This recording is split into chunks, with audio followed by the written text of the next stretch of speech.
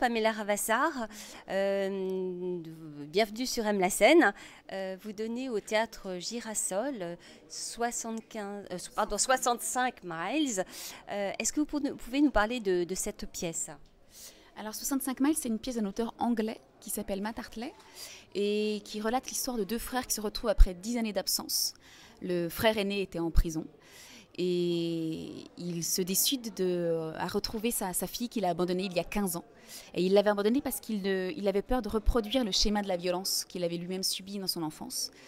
Et voilà, il s'est rendu compte en prison qu'en fait, il n'y avait rien de plus beau sur Terre que d'être père, et il essaye d'avoir cette deuxième chance. Et en contrepoint de son histoire, il y a celle de son petit frère qui, lui aussi, est dans les mêmes genres de problématiques, et avec sa naïveté, apporte un contrepoint à la difficulté et à la dureté du personnage de Pete. Et tout l'intérêt de la pièce réside en fait entre l'évolution des personnages et l'évolution de leurs sentiments. Oui, complètement. En fait, ce qui est intéressant dans cette pièce, c'est la manière dont dont le regard se pose sur chacun des personnages. C'est-à-dire, donc il sort de prison, donc bien sûr on se dit que c'est un monstre puisqu'il sort de prison. Et en plus c'était pour homicide involontaire. Et ce qui est intéressant, c'est en fait, il n'est plus forcément le monstre qu'il a pu être, mais la manière dont on le regarde le fait se conduire de cette manière-là. Et c'est pour ça que ce qui m'intéresse, c'est de voir comment ces sentiments peuvent évoluer et de ne pas montrer le côté manichéen de la chose. Il se dégage un grand sentiment d'humanité. Complètement. Ce que je trouve intéressant sur scène, c'est de montrer la vie. Et je pense que nous sommes des êtres faits de sentiments très, très variés et très différents.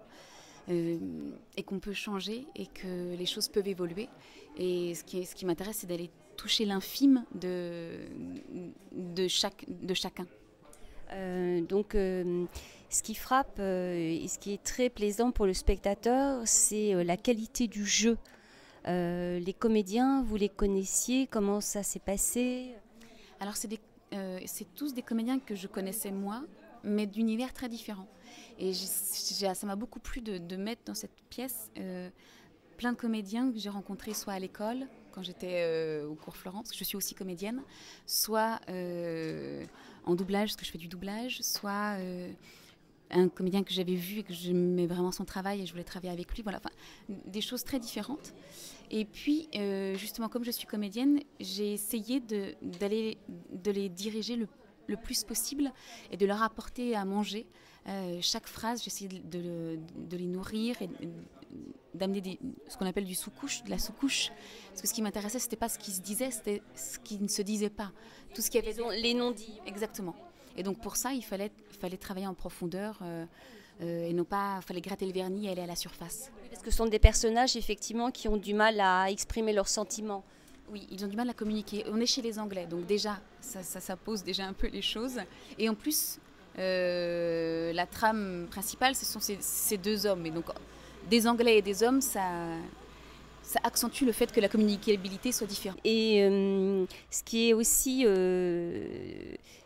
très subtil dans votre travail de mise en scène, c'est les liaisons qui sont extrêmement travaillées. Vous voulez dire entre chaque scène? Oui, en fait, j'ai voulu travailler comme des clips. On passe de...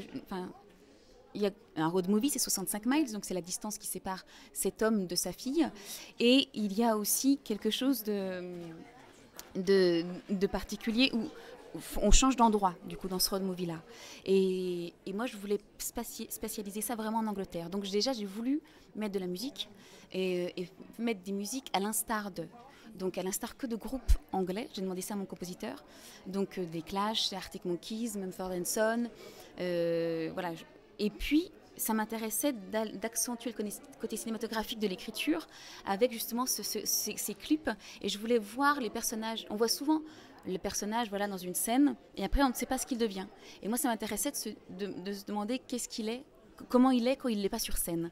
Et voilà, ces transitions servent aussi à ça, de donner une petite partie de chacun, comme si c'était le derrière du décor en fait. Et puis il y a ces grands panneaux qui sont un petit peu, qui sont comme des miroirs et qui permettent effectivement d'imaginer que le personnage n'est pas juste cette représentation, mais aussi il y a peut-être d'autres facettes du personnage. Donc ça, je trouve que c'est très bien. Complètement. Et le miroir, et en plus réfléchissant, mais de manière pas très claire, un peu déformée, opaque, exactement. Et je trouvais ça intéressant. Et puis ça renvoie aussi à l'image de nous en tant que public aussi. Enfin, de toute manière, quand on va au théâtre, on va voir des histoires, mais on va aussi se voir soi, malgré tout. Il y a de ça. Et c'est une vraie mise en abîme, mais je trouvais ça intéressant. Et puis, avec ces fluos aussi, ces néons lumineux qu'on a placés, je trouvais que ça a apporté quelque chose du serpent, quelque chose de pas très clair, ou au contraire du cordon ombilical. Et ça parle aussi de ça. Comment on fait pour ne pas trimballer son sac à dos de l'enfance avec toutes les pierres un peu lourdes, et comment on fait pour s'en départir. Donc, il y a de ça aussi. Je vais vous remercier beaucoup. Donc 65 miles au Girasol à 15h50 et c'est une pièce vraiment magnifique, pleine d'émotions que je recommande. Merci beaucoup. Bon festival. Et bon Avignon à vous surtout. Merci.